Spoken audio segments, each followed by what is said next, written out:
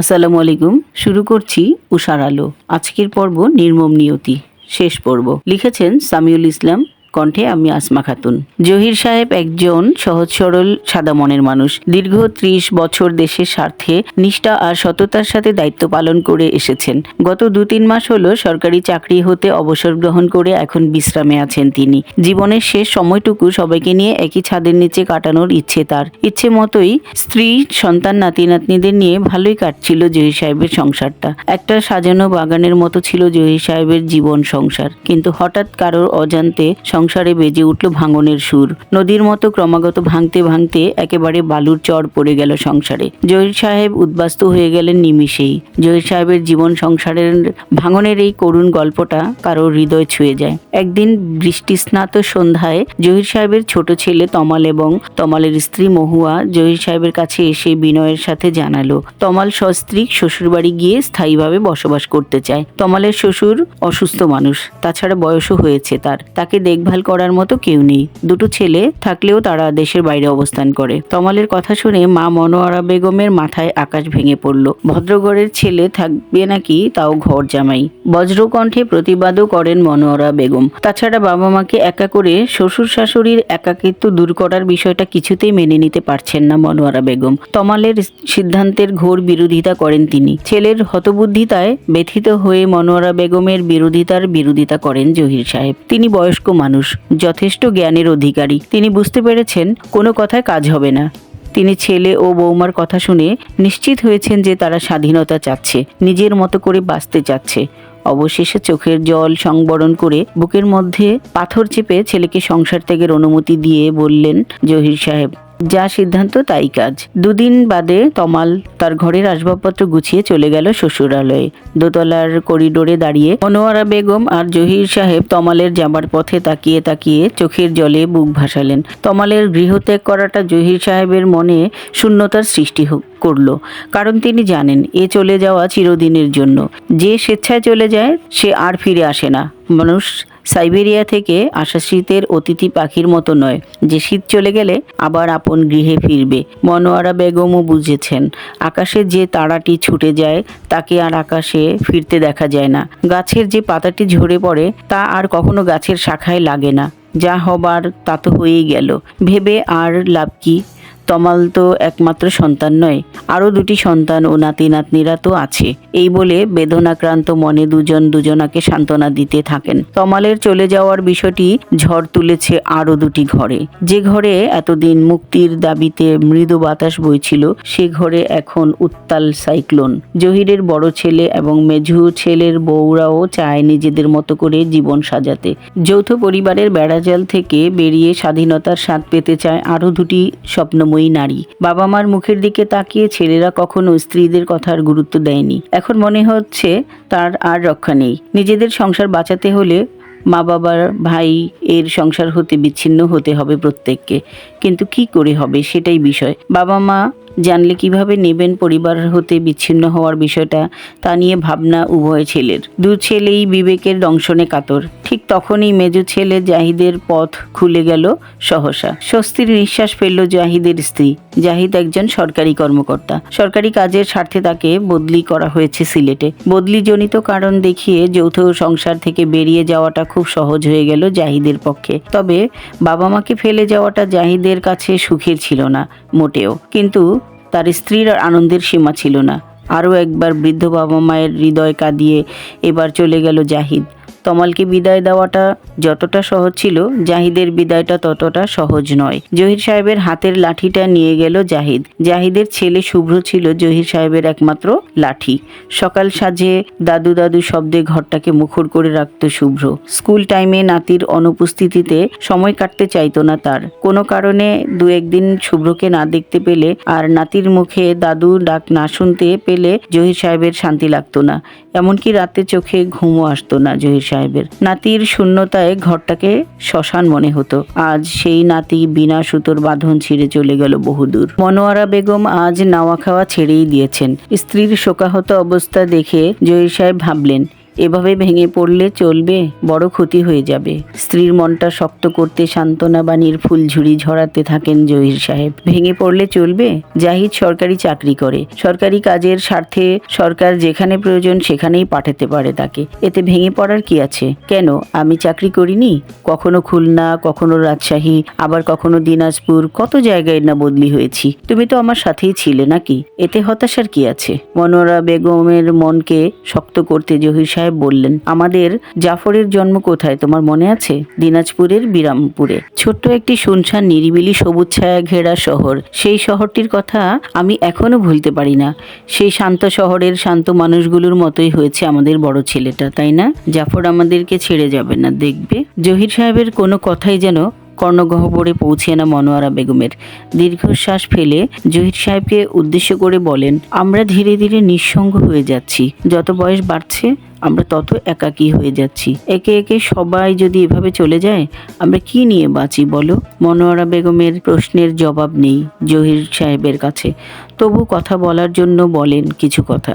দেখো জাফরের মা, মানুষ পৃথিবীতে আসে একা, আবার যায়ও একা, কিন্তু কিছু সময়ের জন্য সন্তান সন্ততি নিয়ে চাঁদের হাট বসে। আবার একটা সময় আসে যার যার তাগিদে বা প্রকৃতির ইশারাতে চলে যায় নিজ নিজ গন্তব্যে। সময়ের ঘূর্ণিপাকে মানুষের জীবন হয়ে পড়ে একাকী। তুমি, আমি, এমনকি পৃথিবীর প্রতিটি মানুষ এই নিয়মের বেড়াজালে আবদ্ধ। এতে ভাবনার কিছু নেই জাফরের মা। তবু মনোয়ারা বেগমের ভাবনার শেষ হয় না। শুধু অশ্রুসিক্ত নয়নে চেয়ে থাকে ছেলের চলে যাওয়ার নীরব পথের পানে। জহির সাহেবের বড় ছেলে জাফরের ঘরের প্রবাহমান ঝড়ের সাথে এবার আগুন জ্বলছে। তমাল ও জাহিদ চলে যাওয়ায় উদ্গিরিত হচ্ছে একেবারে জীবন্ত আগ্নেয়গিরি। গড়িয়ে গড়িয়ে ছড়িয়ে পড়ছে আগ্নেয়গিরির গলিত লাল অঙ্গার জাফরের অন্তরের বিস্তীর্ণ ভূমিতে। জাফর উপায় না পেয়ে বাড়ি ভাড়া খুঁজতে শুরু করেছে। অবশেষে বন্ধুর সহায়তায় সাধ্যের মধ্যে একটা বাড়ি ভাড়া নিয়ে ফেলল কারোর অজান্তে। দু ছেলের বিদায়ের পর জহির সাহেবের জীবন যাপনের রুটিনটার একটু পরিবর্তন দেখা দিয়েছে। শুভ্র ছিল বলে সন্ধ্যাটা নাতির সাথে হাসি তামাশায় কেটে যেত। এখন টিভিতে একই খবর বারবার দেখেও যেন সময় কাটে না। তবু রিমোট চলতে থাকে চ্যানেল থেকে চ্যানেলে। মাঝে মধ্যে ডিসকভারি চ্যানেলে আটকে যায় রিমোটটা। চ্যানেলের মধ্যে সিংহের তাড়া খেয়ে দলছুট পশুর সাথে নিজের জীবনকে মিলিয়ে ফেলে জহির সাহেব। টিভির রিমোট চলছে, এমন সময় জাফর ও তার স্ত্রী এসে বাবার ডান পাশের সোফায় বসে বাবাকে বলল, একটা কথা বলতে চাচ্ছি বাবা। জাফরের এই কথা শোনা মাত্র জহির সাহেবের অন্তরে অজানা ভয়ের সৃষ্টি হলো। না জানি কি বলবে। বল, কি বলবি? বাবার সম্মতি পেয়ে জাফর বলতে লাগলো, পূর্বের পরিকল্পিত গোছানো কিছু কথা। আমরা একটা সমস্যা ফিল করছি বাবা। তিথির স্কুল এখান থেকে অনেক দূর হয়ে যায়। বাচ্চা মেয়ে এত দূর থেকে স্কুল করা অনেক কষ্টকর হয়ে পড়েছে। দূরের পথ হওয়ায় প্রতিদিন অনেক সময় অপচয় হয়। তাই ভাবছি স্কুলের সন্নিকটে একটি বাসা ভাড়া করে ওদের রাখতে পারি কিনা। এখন থেকে ওকে গুরুত্ব না দিলে ভালোভাবে লেখাপড়া করবে কিভাবে? তাছাড়া আমার অফিসে অনেক ব্যস্ততা, ওকে স্কুল থেকে আনা নেওয়ার সমস্যা হচ্ছে বাবা। ভারাক্রান্ত মনে জহির সাহেব বললেন, জাফর, তোরা বড় হয়েছিস, তোদের সংসার হয়েছে, সন্তান হয়েছে, নিজের মতো করে চলার, নিজের মতো করে বাঁচার অধিকার তোদের আছে। তবু বলি, তুই এই সিদ্ধান্ত থেকে বেরিয়ে আয়। তুই আমাদের ছেড়ে যাসনি বাবা।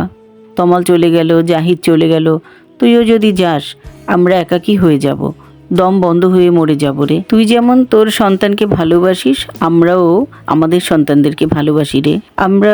আমার কথা বাদই দিলাম, ওদের মতো তুইও যদি চলে যাস তোর মাকে বাঁচানো যাবে না জাফর। তমাল জাহিদ যাবার পর থেকে তোর মা একেবারে ভেঙে পড়েছে, সবসময় কান্নাকাটি করছে।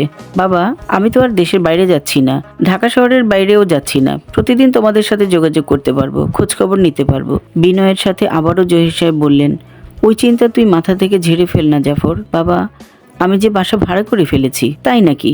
আমাদের না জানিয়ে বাসা ভাড়া করে ফেলেছিস? তবে আর জিজ্ঞেস করার প্রয়োজন কি ছিল?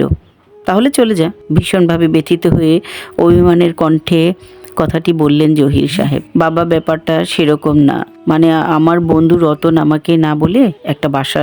ঠিক আছে জাফর, আমি সব বুঝতে পেরেছি। তোদের স্বাধীনতাকে আমি রুখবো না, তোরা যাতে ভালো থাকিস আমি তাই চাই। এভাবে শেষ হলো বাবা আর ছেলের বোঝাপড়া। কারোর খুলে গেল স্বাধীনতার সব দরজা, আনন্দের ঝিরিঝিরি হাওয়া বইছে মনে। কারো বা চোখে বইছে লোনা জলের স্রোত, আর হৃদয়ের দুকুলে চলছে নিঃশব্দ ভাঙনের খেলা। আরও একবার বেজে উঠল বিদায়ের ঘণ্টা। দুই অগ্রজের বুকে মাঝে মরুর শূন্যতা, আর দুজোড়া চোখের ছলছল দৃষ্টি বলে দেয় স্বার্থপর পৃথিবীর নির্মমতার কথা। আজ দুটি মানুষের মনের অবস্থার কথা ব্যক্ত করার ভাষা জানা নেই। একই বারান্দায় দাঁড়িয়ে দেখতে দেখতে আরও একটি কষ্টময় দিনের পরিসমাপ্তি হলো। প্রতিদিনের মতো নেমে এলো সন্ধ্যার অন্ধকার। পুরো বাড়িটা শুনশান। জহির সাহেব আর মনোয়ারা বেগম ছাড়াও আরও একটি মানুষ থাকে এই বাসায়, কাজের মেয়ে জমিলা। সেও আজ পাথর হয়ে গেছে। জমিলারও ক্ষুধা নেই, খাওয়া নেই, শুধু সুখের মাতম অন্তরের গহীনে। রাত গভীর হয়ে যাচ্ছে। রাতের আধারের সাথে বাড়ছে মনোয়ারা বেগমের অস্থিরতা। এক সময় বেকুল হয়ে বলতে লাগলেন, ওগো, আমি আর পারছি না, আমার বুকে ব্যথা হচ্ছে, বড় কষ্ট হচ্ছে আমার, আর পারছি না। মনোয়ারা বেগমের অস্থিরতা দেখে জহির সাহেব ভয় পেয়ে গেলেন। তিনি বুঝতে পারলেন মনোয়ারা বেগমকে এখনই হাসপাতালে নিতে হবে, নইলে আরও একটি বিপদের অপেক্ষা করছে তার জন্য। কিন্তু তখন রাত 12টা কি 1টা হবে। আস্তে আস্তে মনোয়ারা বেগমের শরীরের অবস্থা আরও খারাপ হতে থাকে। একা মানুষ, কি করবেন ভেবে পাচ্ছেন না জহির সাহেব। অবশেষে মেয়ে আয়েশা ও জামাইকে খবর দিলেন তিনি।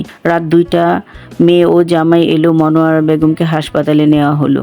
জহির সাহেবের 4 সন্তানের মধ্যে সবার ছোট আয়েশা।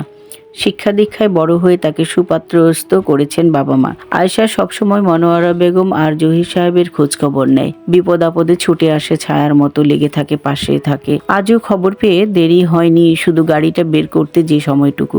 মনোয়ারা বেগমকে ভর্তি করা হলো হৃদরোগ হাসপাতালে। হাসপাতালে আসা মাত্র একটা স্যালাইন দেওয়া হলো। ডাক্তার পর্যবেক্ষণ করছেন রোগীকে। সকাল হওয়ার আগেই রোগীর অবস্থা আরও খারাপের দিকে। ডাক্তার জানালেন রোগীর অবস্থা মোটেও ভালো না, জরুরিভাবে রোগীকে আইসিইউতে নিতে হবে। অবশেষে রোগীকে আইসিইউতেও নেওয়াও হলো, কিন্তু শেষ রক্ষা হলো না। ডাক্তারের শত চেষ্টাতেও মনোয়ারা বেগমের প্রাণটা ধরে রাখা গেল না। মায়ের মৃত্যুর খবর পেয়ে ছেলেরা সবাই এলো একে একে। মায়ের কবরও হলো অল্প সময়ের মধ্যে। কবর শেষে বসা হলো ঘরোয়া বৈঠকে। আজকের বৈঠকের আলোচ্য বিষয় জহির সাহেবের সংকটাপন্ন জীবন পরিচালনা নিয়ে। অনেক আলোচনা হলো, অনেক কথা হলো, কিন্তু বাবার দায়িত্ব নিতে রাজি হলো না কোনো ছেলে। ছেলেদের ইচ্ছে থাকলেও ছেলেদের বউরা অস্বীকৃতি জানালো বৃদ্ধ মানুষটির দায় নিতে। 3টি বাড়িতে স্থান হলো না একটি 3.5 হাত মানুষের। অবশেষে মেয়ে আয়েশা নিতে চাইল বাবার দায়িত্ব। আত্মসম্মান রক্ষা করতে জহির সাহেব সম্মত হলেন না মেয়ের সংসারের বোঝা হতে। অবশেষে নিজের বাড়িতে নিজের মতো করে বাকি সময়টুকু কাটানোর ইচ্ছে পোষণ করলেন তিনি। কয়েক ঘন্টা পরে জীবন সংসারের প্রয়োজনে সবাই চলে গেল যার যার মতো। পড়ে রইলেন শুধু জহির সাহেব, আর পাশে রইল শোকাহত কাজের মেয়ে জমিলা। গতকালকে যে ঘরটি ছিল একটা পুষ্প উদ্যানের মতো, সে ঘরই এখন গোরস্থানের নিঃশব্দ শূন্যতায় ঘেরা। জহির সাহেব সবাইকে হারিয়ে নির্বাক পাথরে পরিণত হয়েছেন আজ। একাকিত্বের নির্ঘুম একটি রাত কেটে গেল জমিলার। ভোরে একটু তন্দ্রা এসেছিল মাত্র। সে তন্দ্রার অন্ধকারে ঘটে গেল আরও একটি বিয়োগান্তক ঘটনা। সকালে জেগে দেখে বাসার সব দরজা খোলা। কোথাও পাওয়া যাচ্ছে না জহির সাহেবকে। 1 ঘন্টা, 2 ঘন্টা, ঘন্টার পর ঘন্টা, কিন্তু জহির সাহেবের ফেরার নাম নেই। জমিলা মুঠোফোনে খবর দিল সন্তানদের। খবর পেয়ে আবারও ছেলে মেয়ে একত্রিত হলো পিতৃনিবাসে। বাবাকে হারানোর বেদনায় মেয়ে আয়েশার 2 চোখ বেয়ে অশ্রু ঝরছে, কিন্তু ছেলেদের তেমন কিছু ভাবনার নেই, কারণ বাবার লিখে যাওয়া চিরকুট চিন্তামুক্ত করেছে তাদেরকে। উইনস্টন কলমের ভাঙা ভাঙা শব্দে বাবা লিখে গেছেন, আমার প্রিয় সন্তানরা, আমার একটি কলিজার 4টি টুকরা, তোরা ভালো থাকিস, তোরা ভাই বোন সকলে মিলেমিশে থাকিস, আর আমি যা সম্পদ রেখে গেছি তা ইনসাফের সাথে বন্টন করে নিস। একটা ভালো ছেলে দেখে জমিলার বিয়েটা দিয়ে দিস। জমিলা এতিম সন্তান, তোরা ওকে আমার মতো ফেলে দিস না বাবা। মেয়েটা আমার, আর তোদের মায়ের অনেক যত্ন নিই তোরে। তোরা আমার কথা ভাবিস না। আমার মাথার উপরে বিশাল আকাশ আমার ছাদ, আর নরম জমিনটা আমার জন্য বিছানা। সাথে আছে আমার নির্মম নিয়তি। এই পৃথিবীতে আমার মতো একটা মানুষের জায়গা হবে নিশ্চয়ই। আর একটা অনুরোধ করব বাবা, চলতি পথে যদি কখনো দেখিস আমি কোনো ডাস্টবিনে ময়লার মধ্যে খাবার খুঁজছি, অথবা কোনো নর্দমার পাশে মাথার নিচে হাত দিয়ে ঘুমিয়ে পড়েছি, তবে আমাকে ডাকবি নে, বরং তোদের মায়ের মতো করে কড়া ঝালে শুটকি ভর্তা, সাথে কাঁচামরিচ ও সর্ষের তেলে আলু ভর্তা করে ঘিতে ভাজা একটু পাটের শাক আর দুমুঠো ভাত দিয়ে যাস। ভাবিস না আমি কারোর কাছে তোদের পরিচয় দিব না। আমি তোদের জন্মদাতা, একটা কাক পক্ষীও জানবে না সে কথা। বাবার শেষ উক্তিতে ছেলেদের চোখের কোণে বিন্দু মাত্র জল টলমল করলেও উদ্বিগ্নতা দেখা গেল না। কারণ বাবার প্রতি ছেলেদের বিশ্বাস আছে। ছেলেরা জানে বাবা উদ্যমী ও সাহসী, পরাজিত হবার লোক নন তিনি। বিশাল পৃথিবীতে তিনি জীবন চালানোর মতো একটা পথ খুঁজে নিতে পারবেন ঠিকই। সে বিশ্বাসের জায়গা থেকেই তারা শঙ্কামুক্ত। কিন্তু তাদের স্ত্রীরা মোটেও চিন্তামুক্ত নয়। শ্বশুরের রেখে যাওয়া বাড়িটার দখল নিবে কে আগে, আর শ্বশুরের সম্পত্তি কে কোনটা পেতে যাচ্ছে সে ভাবনায় কারো স্বস্তি নেই। বড় ছেলের বউ তো আজই বাসা ভাড়াটা ছেড়ে দিবে বলে সিদ্ধান্ত পাকা করে ফেলেছে। পরবর্তীতে ছেলেরা আরও নিশ্চিত হলো যখন জেনেছে বাবা আশ্রয় নিয়েছে শহরের শেষ প্রান্তে একটা প্রসিদ্ধ বৃদ্ধাশ্রমে। বাবার সম্পত্তি বাড়ি ঘর সবই ভোগ হলো, অথচ কেউ নিল না বাবার দায়িত্ব। হায় কি স্বার্থপর এই সমাজের মানুষগুলো। গল্পটি যদি আপনাদের ভালো লাগে তাহলে চ্যানেলটি সাবস্ক্রাইব করে পাশে থাকুন।